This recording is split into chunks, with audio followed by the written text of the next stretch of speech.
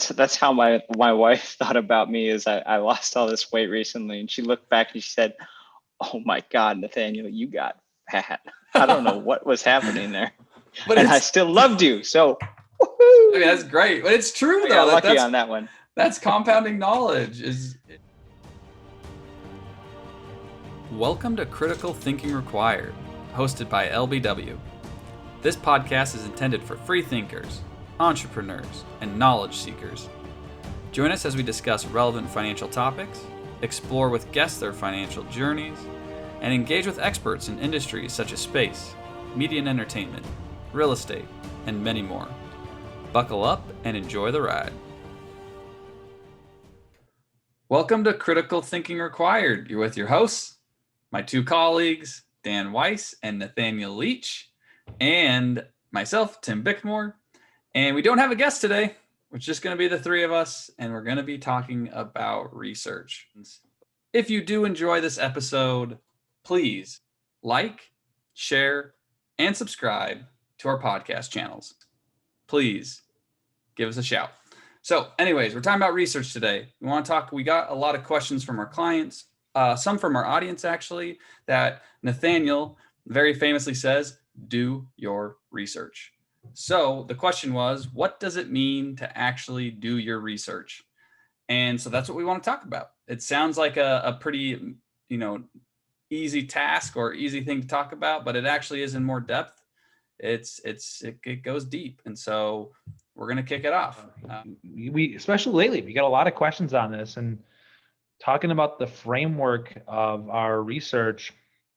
And then we're not even really talking about, the idea is not to talk about necessarily LBW specific research, how we go about it, but just in general, how people can go about doing this. If you want to do this on your own, if you want to understand what we're doing, what someone else is doing, research isn't just about investing or talking about from an investment standpoint, but we could be talking about from a planning standpoint as well. So we might go back and forth on that. So in fact, I'll just start kind of talking a little bit about some of that framework. And one component of that, a very major component to that, is talking about circle of competence. And often when we're providing education to clientele about what circle of competence is, we'll describe it in this kind of form to give you a visual aid of what we mean. When we talk about circle of competence, what we'd ask you to do from a vision standpoint is think about a target, a target with a bullseye in it, okay? So got this big target.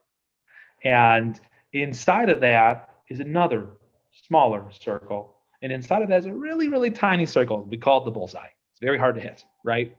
Okay, so your circle of competence, it's that tiny little bullseye circle. Here's where people make mistakes. It's not typically in that tiny little circle that you know. We're humans. So there are certain things that we are going to know better than others. And those things could be developed because we care about them, because we find interest in them. So we spend more time in it. It could be just a natural, we're good at this. And so we spend time in it, but that gets developed, and it gets developed and deepened throughout the course of someone's life, researching whatever it is they want to research. So that small piece you tend to know really well, but it's really tiny compared to the vast universe of what you could know. Then you've got that middle circle. Then you have that outer circle. The outer circle, there's no boundaries. It's infinite. It just goes on and on and on. It's that middle circle. That's the problem. And that middle circle relatively is a lot bigger than that tiny bullseye piece. That's where most people are going to make their errors. Why? Simply because in the little circle, it's things that you know a little bit about or you think you know about. And so you end up venturing out of it because you feel I don't have enough things that I've researched to make me feel satisfied, or I'm stretching for whatever be the case. And so you step out in that middle circle and you get burned, because once you realize you don't know enough, it's already too late, and it takes time to get there. So we can also describe that. We see that sometimes happen, like, oh, I think I know, ooh, I don't know, and now I know a little bit better. But that could be a painful experience. That last circle, where that's not as big of a threat, is when you downright know that I just don't know this, you don't tend to go there. So there's not a whole heck of a lot of bad investments, relatively speaking, in that last circle because you don't venture into it. It's that middle circle that's still a lot larger than that bullseye where this becomes a problem. And this kind of concept of circle of competence, it might go further than this, but where I'm familiar with it is Benjamin Graham, who is best known as Warren Buffett's mentor, spoke a lot about developing that circle of competence and understanding it. I'm going to yield to one of my two partners to see if there's anything else they want to add into that, or if they want to start talking, perhaps if you guys want to start talking about how you develop that. I led a little bit into that, just talking about passions and interests. I actually would put a little bit more flavor on the circle of competence in a different way. I think, Dan, you described it perfectly. Like, it's exactly what it is. But what's interesting is, number one, finding your bullseye, like you said, but then expanding your circle of competence. And that's where I think you can have some difficulties, because typically speaking, what you have to do is you have to play the game. So it means you either have to put actual money, you have to have some sort of skin in the game to force yourself to start really understanding it and getting into a deep level. Now, that's where you can go back and say, well, how much money am I going to risk for something that I don't know? And what I've been told is, are you willing to pay for a learning opportunity? But that learning opportunity could pay off dividends because you're starting to gain more knowledge about a certain subject. And I think that it's extremely important to also not get, Nathaniel may disagree with me, and we may have a different perspective, but I think that you have to continue to edge your circle out and to continue to expand and understand as you go, but always know that you have your hedgehog or your bullseye that you know very, very confidently. But that's where you're going to put the majority of your bets. That's where you're going to really go, hey, I'm gonna back the truck up. But it's an evolution. It's a process. The last thing that I'm going to add just to the idea of a framework is I talk about this a lot. Nathaniel was the one who specifically stated that when we talked about our investment philosophy, I remember sitting in the conference room and he's absolutely not, we're not calling it a philosophy. And I'm like, Nathaniel, it's synonymous with framework. That's the same word. He's like, no, absolutely not. We're calling this a framework. And I am actually glad he did that, because I love the idea of a framework, because a framework allows you to process through information. It's a lens to apply to an area. And as you are building your framework, that builds in mechanisms for you to sift through a lot of noise, through a lot of information quickly, and understand it in a quicker manner. So like first principles and different ways that allows you to expand your circle of competence in a quicker manner, to have a solid framework or general understanding of certain ideas. And it's extremely important. And I can tell you that if you start really building into this type of a framework, where we come from what would be considered the value framework, right? The value investing framework, it's like Alice in Wonderland going down the rabbit hole. And you feel like you tumble and tumble and tumble and tumble and tumble. And then you think you're there, but then you tumble some more. And then you hit the bottom and you're like, wait a second. Now I understand it. But it takes time. And then you start trying to expand back out. So like overall, I just wanted to highlight how much I love the idea of a framework, and that you can be applied in so many other ways than just investing your money. It can be applied to life. It can be applied to different decisions. So that's the only thing I had to add to those. Piggybacking off of what Tim was talking about, edging out your circle of competence, I completely agree. An example is that you're researching a company within an industry that you know is within your circle of competence. And then in your research, you come across, hey, this company has a lot of interaction, business transactions with this company. Maybe they don't directly compete, but it's a part of their supply chain, perhaps. They supply the company you're researching. That then makes you think, okay, along the vertical of this industry, who is supplying whom? And where is the economic, who is retaining the greatest economic value within that chain? Then you can learn more about that supplier of the company you're researching. And then maybe you find out that that supplier is a far better investment than the company you're researching. So it just daisy chains from there. Imagine my mouth is the company that I'm investing. And then you realize that the mouth is then connected to your cheeks and then the muscles here in your face. And then these muscles are connected to these muscles up here and these muscles down here. And then it just expands. That's your circle of competence expanding. I wish I had a better example.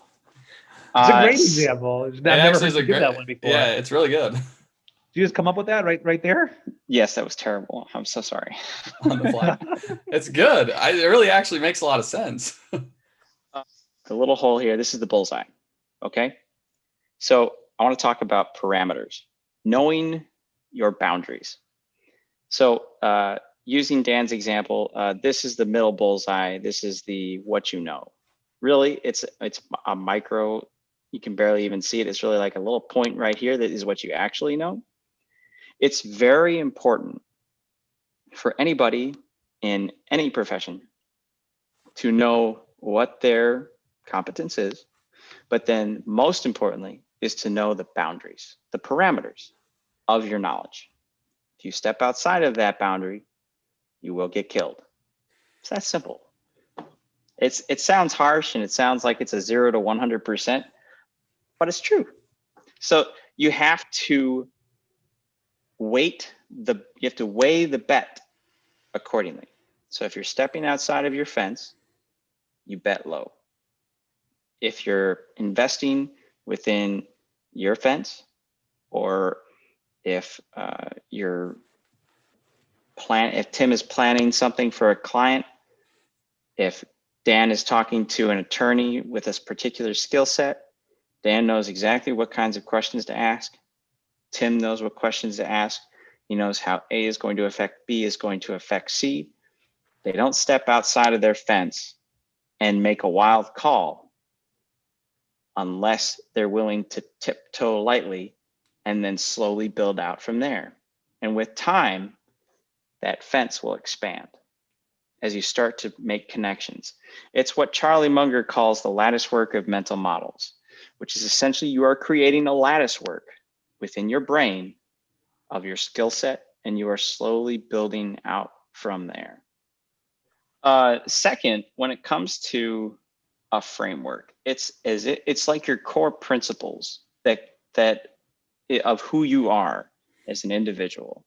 My core principles are integrity, loyalty, commitment, among numerous others, but those I feel are my biggest. And then I apply those in everything in my life. That's what our quote value investing framework does.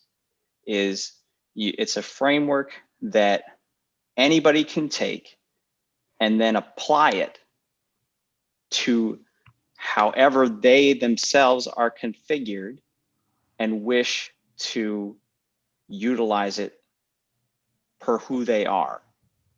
That's why there's a smorgasbord of value investors across the gambit. But every single one takes that framework and applies it differently. That's what's so powerful about this concept. One other thing, how we're known as value investors. I've got news for you folks. Growth is just a component of value investing. It's all the same. Glad you said that, because I was going to say something about that too, because the reality, I wanted to bust up a myth that I think you just kind of led on to, Nathaniel, which is that, again, value investing itself is not the framework that you create. So you can take that framework, the structure you built there, you could apply it to anything. There really is no value or growth. Companies go through growth stages, and they go through stages where they mature. Value is simply about finding something at a cheap price. And then if there's growth involved, great. If there isn't, it's all about finding an investment that's a good investment. That's it. Growth is just a component of that. Another piece I think that was mentioned too, and concentration I want to bring that into the conversation a little bit as it comes to circle of competence, right? So we often get from some people that, oh, you guys are really anti-real estate. Oh, we're not. We're not. Oh, Ying's going to have to bleep out a lot of stuff. We'll bleep that out, but you'll know what he's still saying. So we have a lot of clients that are involved in real estate, businesses that are involved in real estate, we have an issue with is people with anything else jumping into something, not fully have done their homework, researching or know the material. It just so Yeah. happens that we see that involving real estate. Probably let's take the last couple of months out of the picture before I say this, more so than anything else, right? And I think it's because people look at it, it's tangible, and they say, okay, I can make some money in doing this. But there are ways to make money in real estate. There are ways to not make money in real estate. But for example, if we're dealing with one of our clients, one of our many clients that work inside real estate, and they know that, they are realtor, they are in development, they run real estate portfolios, we see no issue with them continuing to have a higher concentration of their net worth in real estate. Why? It's real simple. It's because it's their circle of competence. So they reduce a significant amount of risk because they know what they're doing in that area.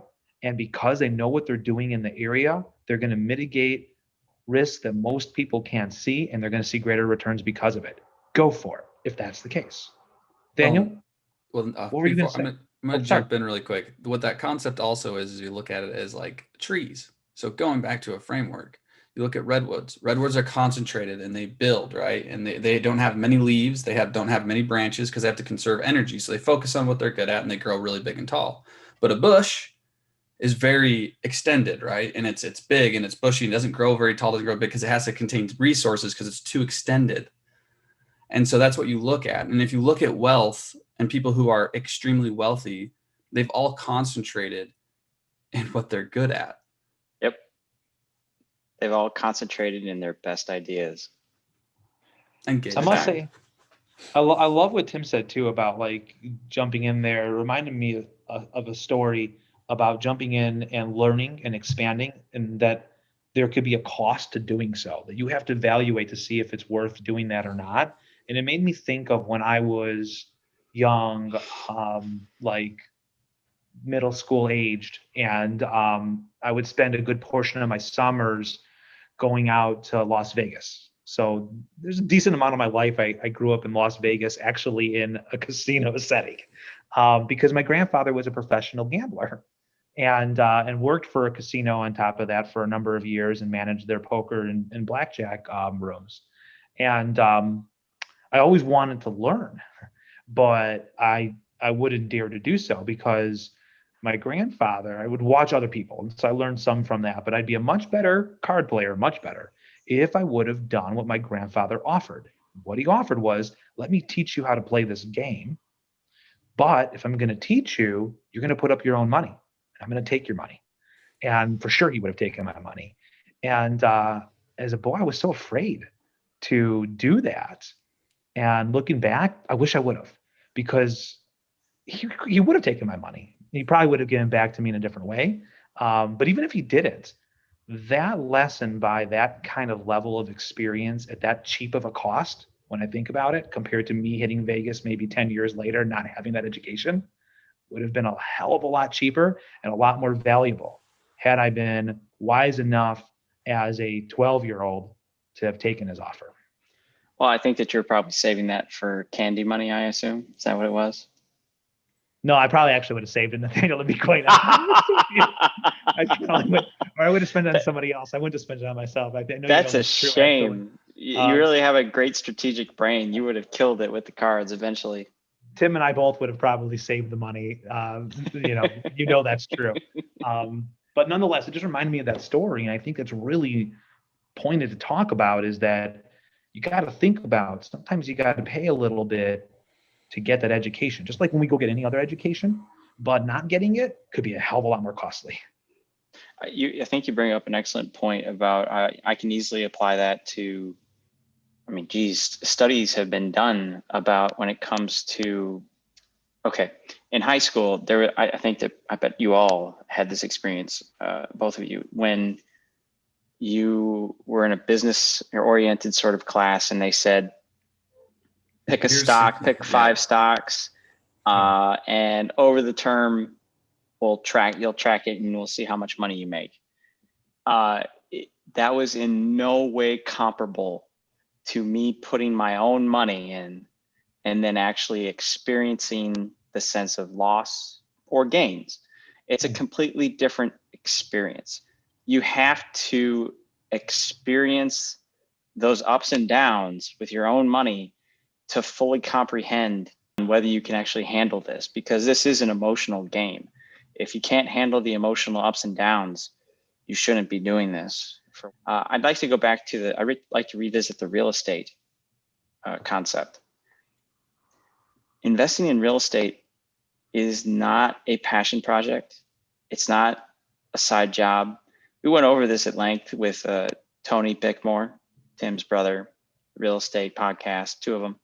Great podcast. You should really listen to them if you're ever thinking about getting into the real estate game. This is not a side business, folks. This is a whole other job in and of itself. It is an investment. It is a business. You must treat it as such. One other little tidbit there.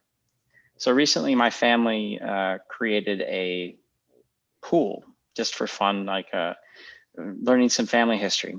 So it was when did my grandparents, guess the year that my grandparents bought their house and how much did they pay for it? So they purchased their home, their first home, second home, for $18,000 in 1959. That was approximately, I think, $159,000 in today's dollars, I think, 145 maybe. And today on Zillow, that same house is going for 648,000 and change. So from 1959 to 2021, that's 62 years.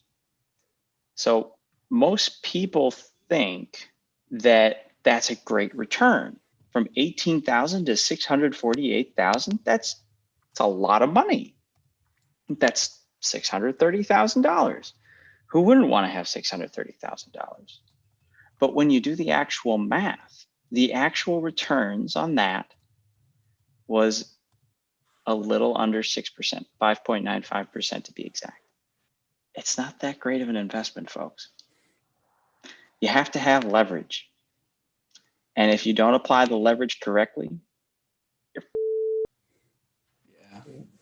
we hear stories about that all the time. And one common story that Tim, I've heard say a number of times is, Tim coming from Salt Lake City area, and just outside of Salt Lake City is Park City, which has become a big ski resort destination place. And I don't know how many times I've heard Tim talk about, with his grandfather, I believe, being in coal mining, if I recall correctly, and him having conversations with a friend where the person's like, oh, if we just would have bought some real estate in Park City. The problem with that, of course, is that, let's think about that.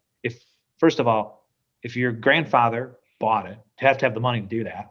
But let's say he did, then he's got to wait 60, 70 years, 3 generations for it to get into the situation that Park City's in, where that land is worth an extreme amount. So you still had to wait for it. You still didn't get to, your grandchildren would have got that benefit, not you. And you also would have had to have the vision to see Park City, a coal mining town, develop into a recreational destination.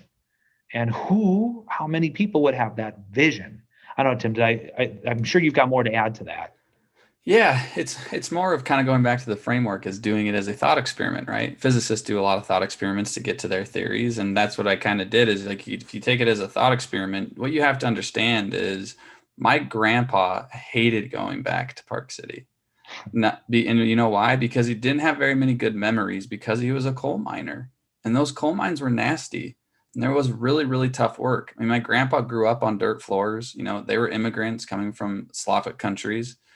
And, so it's even that is like, do you have the foresight to stay in Park City because it wasn't very fun growing up? First and foremost. Now, people who own the coal mines, it's a different story. So that's a very select population. But then let's say that my grandpa did have the foresight and wanted to buy some land. First off, he had to have the money to do so. It also wasn't part of the main city downtown where everything was really happening in the valley. It wasn't that easy to transport back and forth. It was a little bit of a time-consuming effort. Not a lot of people had cars. So if you really start having the thought experiment, the select people who probably did have the foresight, even just to hold on to land, were probably ones that were in the position to do it, but then they had to hold on to it for an extremely long time for it to become something that was really extremely worth something. And even if you look at some of the ski resorts that just got turned over into Vail and some of these bigger conglomerate recreational companies, is they had 99-year leases on this land. I've even had experiences with the land where there's still lawsuits going on from the mines on some of this land that are still being fought to this day, which is actually quite interesting as well. So like, that's when we talk about understanding something and understanding the circle of competence, is the nuances. And it's extremely interesting. The last thing that I'll kind of mention when it comes down to real estate and the circle of competence, and we haven't really touched on it, is a circle of competence starts eliminating risks because you actually understand what's going on. You understand the game that's being played, who the players are within that game, and you know who's going to be pushed out, pushed in, and you really understand it to a high level. That's an information advantage. That can also be networks that you've built out. That's other getting information that maybe, not saying you're not going to get, not publicly available information, but if you're doing private deals, it's having the right contacts, having the right networks, which takes a slew of work, a ton of time, a lot of qualitative time. And so what happens is, even within real estate, there's ways with it, or even just with anything else, that you can be forced out without even knowing it, because I know that you're in a tough spot and I'll just go do a few things, maybe buy up your debt, maybe not. And I'm going to get the deal done in a more advantageous way because I'm in the power seat. And that's the problem, is you got to understand who's in the power seat. It's very similar to social media, right? What do they say? It's free. That's so awesome. But then who's the product? You're the product. It took a while for people just to understand that. But do you think that the social media companies, you think the data companies didn't get that? No, they figured it out.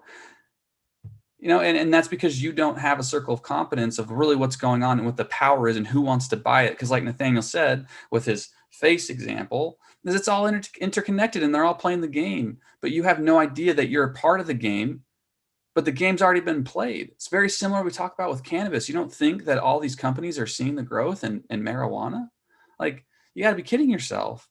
And it's all about seeds, right? Like, that's really where it's going to be. It's strains, because that's where it's like Monsanto. And so you have to take a deep dive, which goes back to the passion. If you don't have passion to go down the Alice in Wonderland rabbit hole, you're never going to get there, because it takes a lot of painstaking research, understanding, and a lot of networking and just continuing to push and dig deep until you hit the bottom. But that takes years. It's excellent points, Tim. I do disagree though about cannabis. It's not going to, it's actually to an extent in that it's going to be, yes, it's going to be the seeds, but it's going to be about getting a great strain done consistently. Just like you've mentioned with craft beer in the past, where it's very hard to get the same taste consistently over and over and over. Same concept for a joint. That. Yeah, that's why Budweiser, you got to give credit to Budweiser, because even if it's not the best beer, they're consistent. It's incredible. Consistency is key. And then the distribution network. And that's why I think that, like, the big cigarette, come on, they're cigarettes company, folks. Where do you think the distribution is going to go? Come on. And what's funny about that, talking about circle of competence, I had where I came up or heard was a friend that's a brewer who's very passionate about brewing specifically. And I was, everyone, and he's a craft brewer. And he said, I'm like, what's your favorite, brewer? And he's like, oh, I really like English lagers. And he's like, kind of similar to Miller Lite, kind of those lighter lager beers. And I was like, so do you just hate them? He's like, no, they are so impressive. The amount that they can actually produce the same tasting beer at that scale, he's like, is phenomenal. He's like, that is so difficult to do. I had no idea. And don't get me wrong, I partake in Miller Lite and PBR. And it's like, I had no idea that is a competitive advantage into the system, because you can't replicate it, because it's actually really, really hard to brew. But I would only know that if I was a brewer to really understand the power of it, right? Like, it's part of the distribution system, but the consistency, just never thought, like, oh, I just thought it was easy. It's Miller Lite. It's so drinkable. It's everywhere. Like, whatever, So I think that this is probably a good point where we should probably move on to the next section where we can talk about a little bit about resources. So when it comes to like investment, what I do is I immediately go to the SEC and I read the filings that all publicly traded companies are required to file. I also have access to quarterly and conference call transcripts. I also source ideas from a blog, email list that I've curated over the years. I read books. I may watch a documentary or I get an idea from there maybe. I have figured out the investors that I want to follow in the investment world, and I follow what they write. I follow what any interviews that they may have, so on and so forth. And then when it comes to you just want to keep it all together and have a decent system of how you categorize, file away information, just being organized. That's really all there is to it for my world. Actually, Dan, I want to Go take ahead. this. And Nathaniel is obviously, you mentioned speaking directly with investments and his resources, but I want to pick on you, Dan, because as our listeners may or may not know, or our viewers, Dan is, leads our client experience, right, on everything that has to deal with it, which is also business development. And so, Dan, I want to hear from your standpoint how you develop your resources relative to Nathaniel. I think it has more similarities than it does actually have differences. My role is very psychological. So I too like to read a lot. Now, my reading style is very different than Nathaniel's. And I think this is important because research needs to depend on you, what you like, what you're good at, what you're going to digest. I like to hear things and hear people, not read words so much. So So you're auditory, whereas I am of the written word. Visual. You process things better auditory, whereas I process things better by reading them. I think it makes a lot of sense for what our different roles look like. The way I will digest it and apply it is different, right? So I grow my circle of competence by meeting people from different walks of life over and over and over again, and training myself to be, I fail at it sometimes, of course, but to have what I would refer to as an attentive ear and an instructive tongue. Meaning that the more I hear, whether it's because I'm listening to Audible on the psychology of different things and understanding people, and then my real life example of applying it to having conversations with people, getting what they want to get across and listening to them. And the same goes for networking. So a big piece of our business and what we do is develop resources for other people.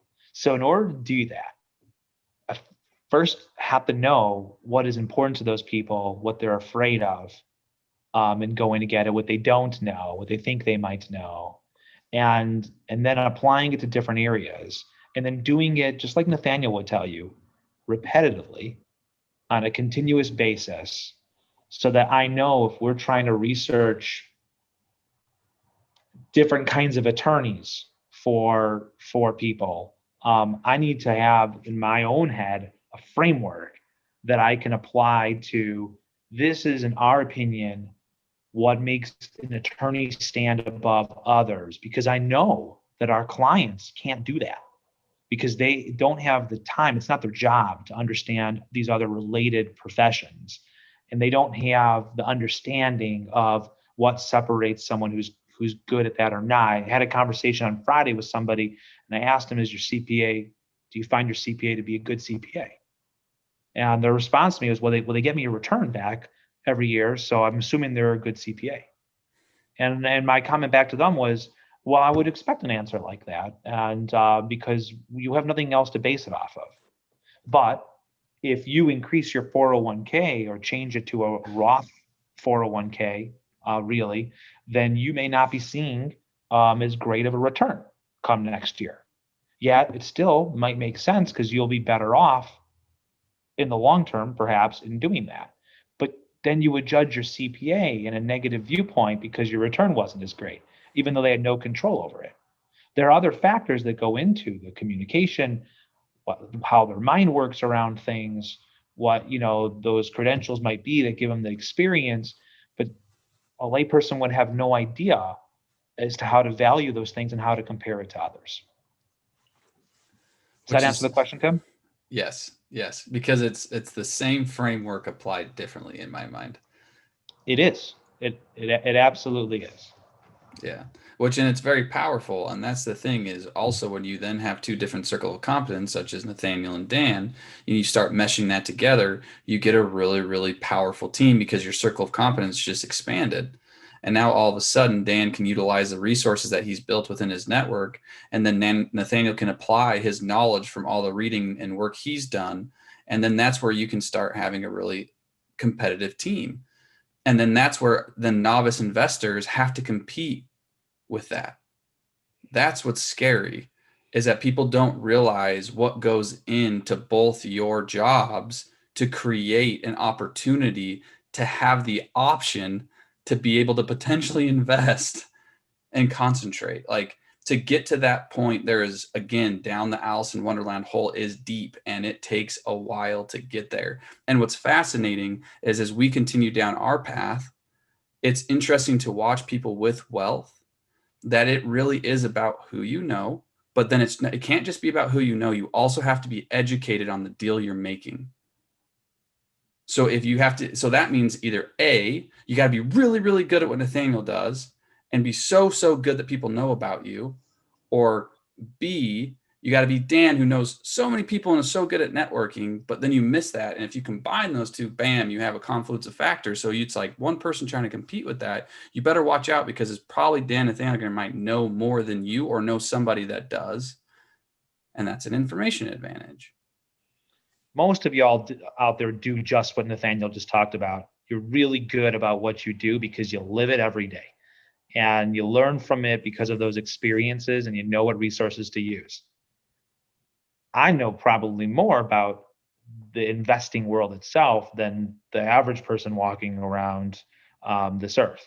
But I am not about to step into Nathaniel's job for not a day, because it would be a disaster. Because part of it would be because I'm stepping that middle circle, right? The thing where I think I know, but I don't really. But I also know that it's just much better to delegate to him and focus on the things that I'm actually good at. But what I wanted to say was just this before we step into like some of those applications and so on, just because I think it would show how these different things factor. So I'm going to ask this question to both Nathaniel and to Tim. Would both of you talk a little bit, just a little bit, on some examples? And people have to keep in mind that, again, their circle of competence is their circle of competence. How they research is how they research. But can you talk a little bit about the literature, the blogs, the media, the people you like to follow, the systems that you use for both of your process, and how you get your magic to come out of your frameworks? Well, there's I'll just touch on one. There's one blog that comes to mind, and that's called yetanothervalue.com. And it's written by a hedge fund partnership manager named, I think, Andrew Walker is his name. And he is actually one of the investors that is very much, he shares similar interests to me. And one of those interests is investments in cable broadband companies. And through his research, his posted research that he's posted publicly to everybody, I learned a great deal about the cable broadband business. And it helped open my eyes to how that I believe that Wall Street analysts were missing the boat, in the sense that for years, the cable industry's profits came from television. So you turn on your TV and you have access to all of these channels. That's where they used to have their profits come from. But in the last 5 to 10 years, these companies have been slowly shifting to their profit center becoming really the internet, the connectivity to the internet. They're now saying that they are in the connectivity business. So the profits on that are insane. The gross margins on that are 90, 95%. Whereas in the TV bundle today, to the cable providers is more like 30 to 35% gross margins. You see a wide variance there. But Wall Street analysts were so stuck on that the story, the narrative of the cable industry used to be in television. That was no longer the case. So this particular investor, Andrew, of Yet Another Value, saw this coming, and there was a number of other investors that saw this coming that I was familiar with, and I did my work. I did the numbers on some companies, and I thought, well, hot damn, they're right. So we made a bet. It's worked out quite well. Yeah, to keep it brief, like what do I do? And for research is my role is different than Nathaniel's. Nathaniel is trying to assess an investment. My role is trying to assess an individual and what they want and how to get there. It's not as so fast and hard as is it good or bad. It's a lot more gray. I've always kind of been a nerd, and I just never embraced it when I was a child. I really, really enjoyed school, and I really, really enjoy just learning. I'm a very naturally curious person. I'm the person that walks to the farmer's market, goes up to the beekeeper, and they start telling me about how he does bees. And I'm like, wait a second, what do you do? Tell me more about that. And that's just me because I really am interested in how that works, how it functions. Tell me how you go about it. And I've always been like that. I think I've more embraced it. And so I've embraced it to the point where I'm an auditory learner. Many people probably don't know, but I had a learning disability when I was a child, and auditory is just easier for me, similar to Dan. And so I listen to a lot of podcasts, I listen to a lot of books, and I listen to a variety of stuff. But and specifically, so Dan, you're going to be like, Tim, tell me specifically.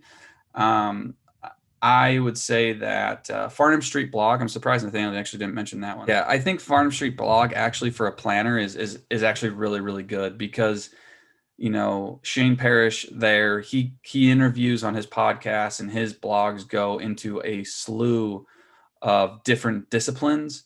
And it's just wonderful to read and hear, because what that does is it preps you to sit in front of somebody who's an engineer, a physicist, a teacher, and you can relate, you can understand, you can at least start grasping kind of where they're at, where they sit. Nerd's Eye View too. Yeah. So if we're talking specifically about financial planning, Nerd's Eye View is wonderful. I mean, he's definitely done if anyone asks, he's transformed our industry. He's done a wonderful job to push it forward from a professional and educational standpoint. And the depth that they go into in that blog for a planner is just bar none the best. Fantastic, Tim. Thanks for sharing all that. Thank you to Nathaniel. I just think that that's really helpful for people to get a little bit of how you view that so they can view their own, right? Again, that's the idea here. Develop your own circle of competence should lead your research. But then, of course, you have to apply that research. So as promised, I'd like to drive back a little bit, if you guys are okay with it, to Nathaniel's talking about drafting parameters. And there are other components there that I think, Nathaniel, if you want to take the lead on, are really important to discuss when it comes to what it's like to apply your research. Sure. Yeah. Parameters. I mean, again, don't go outside the fence, people. It's that simple. I don't know how else to say it. Another critical factor is also your investment time frame. So we've spoken. So we mentioned about like Park City. You would have had to have waited till your grandchildren were adults before you would actually see a return on your investment, and a huge one at that. The same thing goes for any investment. Given a long enough investment time frame, the probability of you achieving high returns is exponentially larger. The probability. Unfortunately, human beings are wired to want short-term gratification. Anybody ever heard of the cookie experiment? Everybody familiar with that? So the cookie, I think I got this right, but I could be wrong. So the cookie experiment was done with young kids, 4 or 5 years old, I think. And it was an experiment on to determine if we were wired to do long-term gratification. And they found that a high percentage of the study's participants, when given the choice between receiving 1 cookie now versus 2 cookies, I don't know, 5 minutes later or the next day or something, the majority of the participants chose to receive the cookie now. It's a very simple concept, but people want that cookie now and they're going to get it. And it's usually to their detriment, unfortunately. I do believe that I don't know if it's specifically with the cookie study, but I do believe that they then actually followed those children through their life, and that the kids that had delayed gratification actually were more successful than based off the parameters that they put together for it. But yeah. It's good stuff. Yeah. So people consistently underestimate how valuable that is, because when you think about it, okay, so you think about it from an investment, from my point of view, if you pick a quality investment, the price may do a lot of this in the short term, but it doesn't matter. What matters is what happens to the price, which is inherently a yardstick of the underlying intrinsic value, as we like to call it, the fair value of that business. So long as the investment goes from here to up here, what happens in between doesn't mean a thing. So you have to be able to ride it out. You have to stick with it. I was going to ask you, Dan, about what your thoughts on time frame with anything else but investing. We know we had a few people, for example, right, that worked for a large tech entity the last few months that made some changes up, that lost their jobs. And somebody asked us, are your clients there, just someone else who worked for the company, freaking out? No, they're not. And the reason for it is because we had been helping them position for years for other things so they could handle that situation. It takes time. And I think anything that is worth putting time into, I think then you know that time is really relative. It's really relevant to the situation. So things that people care a lot about, they put time into, and they should put time into. And if your outcome happens to play out sooner or different or whatever be the case, that's an outcome. An outcome is a completely different concept than the time put into something. We're talking about probability. You want better probability? Put the time into it. Probability leads to more likely to see the positive outcome that you want, but it doesn't guarantee that.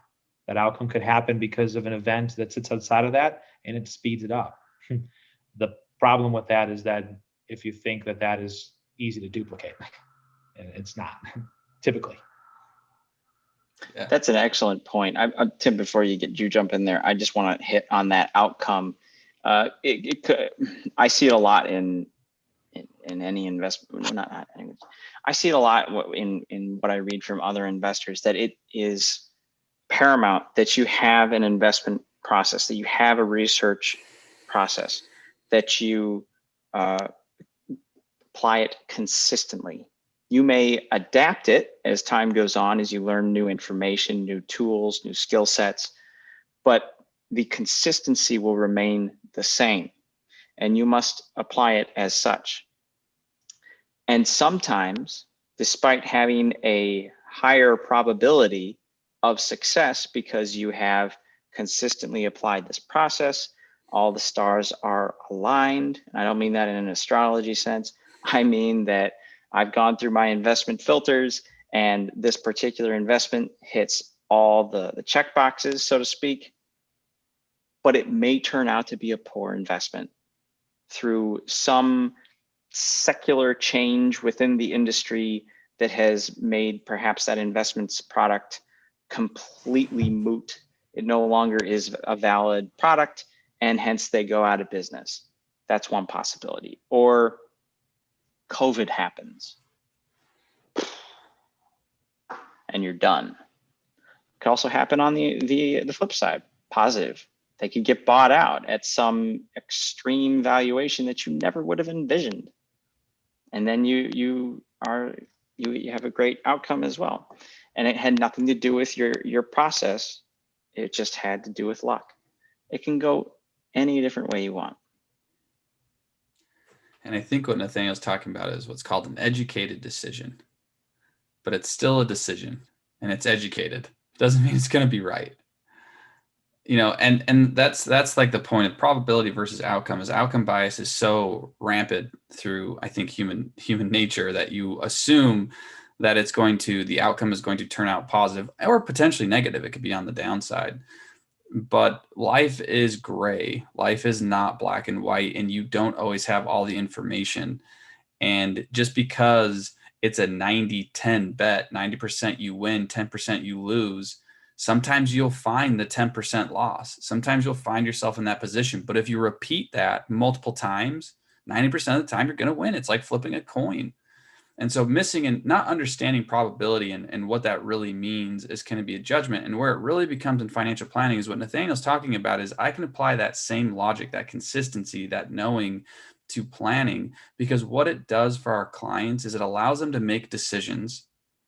And then when the outcome comes out, because you understand the risk and the reward to the decision that you're making, if the risk comes to be true and you've lost something or it didn't turn out the way you wanted to, you can always fall back and say, but when I went through it, I had all the information, I had the knowledge, and I made an educated decision, recognizing that I was going in this with risk. So I didn't put all of my emergency fund there, and I didn't spend all of my cash flow because I knew this was a potential. And I think that's what's hard for people is they don't understand what the opportunity cost is, both from a dollar standpoint and a qualitative standpoint. And it's extremely important. It's a multiple game play, not a one and done. If you're one and done, it's luck. So get up and walk away and don't go back. Repeating success is a key to success. Makes me think too about how important, from an application standpoint, waiting is. Oh, Not yeah. waiting, not just waiting in like waiting in time. That's important too. But I mean like waiting in what your investment happens to be as well, based on your comfortability and confidence of that particular investment. It's often I find missed by the general public is that you just think, well, I'm just going to invest in this, but certain things you'll want to invest heavier than others. That's true. And I think where I would give credit to Nathaniel, and I think I'd give credit to our company as well, is that when the information changes, what Nathaniel can do is he can go back to his thesis, recheck it. And if the information has changed to a point where it's time to go, Nathaniel's willing to go. He's also willing to cut his losses and move on. That's also a really, really difficult thing to do. But the only reason why he can do that is because he's put the work in prior to have a consistent research and framework process to fall back on, to say, okay, where did I make my mistake? Where was the star not aligned? Was it my fault? Was it something else's fault? Well, this information has changed. But if you don't have that, you can't do that retroactively, right? If you don't have a process, there's no way to fact check yourself. It's like a pilot in an airplane. There's a reason why they have a checklist to make sure that they've checked everything. You know, the Checklist Manifesto. It's a wonderful book that everyone reads and talks about. It's important. One application that we've not fully addressed, a lot of what Tim just said kind of reminds me of this, but I think we should, is the power of compounding knowledge. It's something that I never really thought about actually until Nathaniel, and maybe Tim, I bet you this year you feel the same way. Yes. Until Nathaniel really spoke a lot about it and talked about how you can digest things more accurately, quicker as time goes by, because of the efforts you put in beforehand. Oh, Dan, it is, I will tell you, this is my best example. And it's just such an easy example. It is like losing weight. Because what happens when you lose weight is, let's say that your friend, right? And you're like, you go and see your friend like, oh my gosh, Dan, have you lost weight? And you're like, yeah, I think I'm down like 10 to 15 pounds. But your perspective on it is like, well, I don't know. I wake up every day, get in the shower, stare at myself in the mirror, and you see incremental change, small incremental change over time. But what happens to the other perceiver is they see you at one state and another state. So it's a drastic change for them based off the time frame that they've seen you. Compounding knowledge is the same thing as losing weight and staring yourself in the mirror. It literally is like you don't get it until you get it, until someone kind of slaps you in the face or like you understand it. You're like, wait. And then when you can be aware of it, then it just continues to compound and gets a lot better. But the thing is it's day-to-day incremental changes going through different experiences. Like we just talked about all this stuff. And then all of a sudden one day you're going to look back and you're going to be like, holy cow, that's really, really cool. But you can't put your finger on when it was or how it happened. It's just like, yeah, I just think differently now. And I see the world differently. That's how my wife thought about me. Is I lost all this weight recently, and she looked back and she said, "Oh my God, Nathaniel, you got fat. I don't know what was happening there, but I still loved you." So, I mean, that's great, but it's true I though. got lucky on that one. That's compounding knowledge. Is just like you just don't realize it. She now looks at me and says, "Wow, you have lost a lot of weight." I think that the missing element to that equation could be argued to be practicing what you learn. Yeah. I think that's a big component to it. I mean, I look back at my schooling and high school, college, I learned a lot. But what I do today doesn't really have anything to do with what I learned in school. It was when I started to practice what I know today that I really started to learn. The learning just compounded exponentially once I started practicing what I wanted to practice. In close, I'm going to do two things I love to do. I'm going to tell a story. I'm going to drop a quote. Hit it. It reminds me of something else when I was a young boy. So, my mother taught, one of obviously my favorite women ever to walk into my life. My mother taught mathematics for, I believe it was 41 years. And so as a child, I'd go to school. I'd then go to Hebrew school. I'd then come home and my mom would have more math problems for me. I would do these math problems. And of all my siblings, I'm the weakest when it comes to math. But I would do these math problems and I'd get a right answer. And I would get half credit for the right answer. And it used to really piss me off that I'd only get half credit, but I got the right answer. And I could look back at it now, similar to my story about my grandfather, and really appreciate what she was doing there, because my mom's quote was always, "You need to show your work."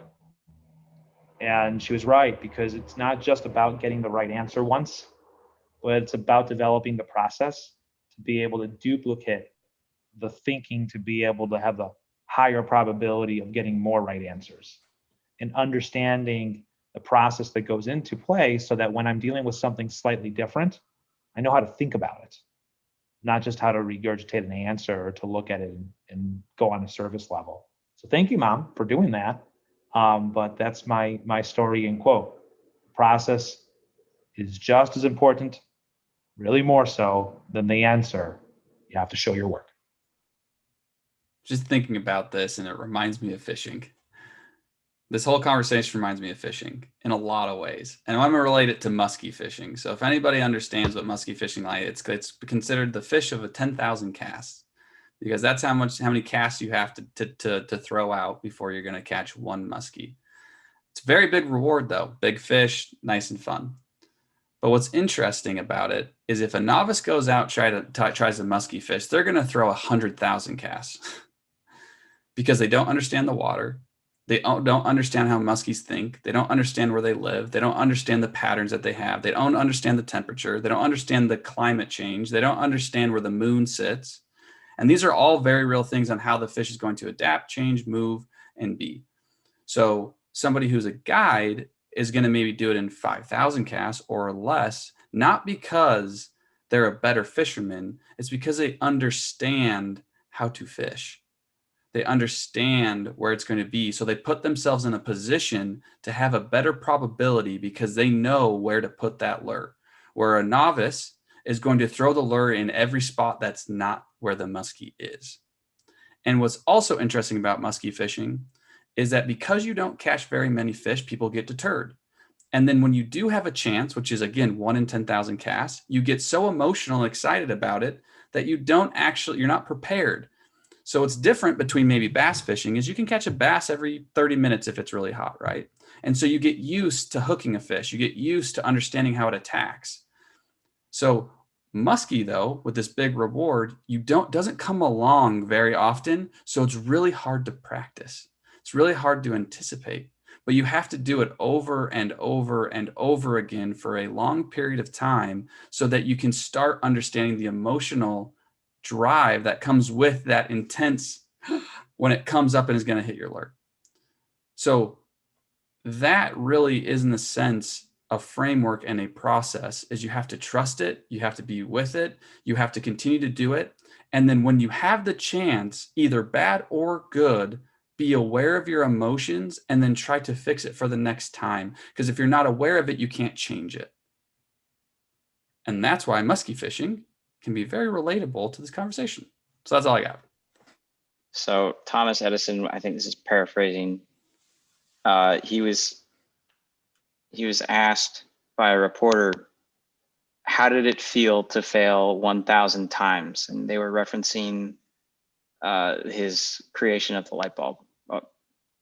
I don't know if he technically invented it. There were other competitors. Anyways, when asked this question, he said, I didn't fail 1,000 times. The light bulb was an invention with 1,000 steps. So this is where it comes down to the incremental. It's subtle, it's rarely noticeable, but given a long enough time frame, you will see the results. And you must be persistent in your process. You must be consistent. You must have a framework to build off of. Apply that process, apply that framework. And eventually you will succeed in what you are setting your mind to. Thomas Edison still doesn't have anything on my mother. Thank you, everybody, for joining us tonight on this podcast. We appreciate your attention and listening to the three of us do what we do every single day, whether we're on camera or not, go back and forth about concepts like this. So again, we appreciate you viewing our podcasts. Thanks for all the support. And we look forward to talking with each other and hopefully with you too in the future. Take care and have a great night. Thank you for taking the time to start your journey of thinking differently and listening to LBW talk about stuff they love. Until next time,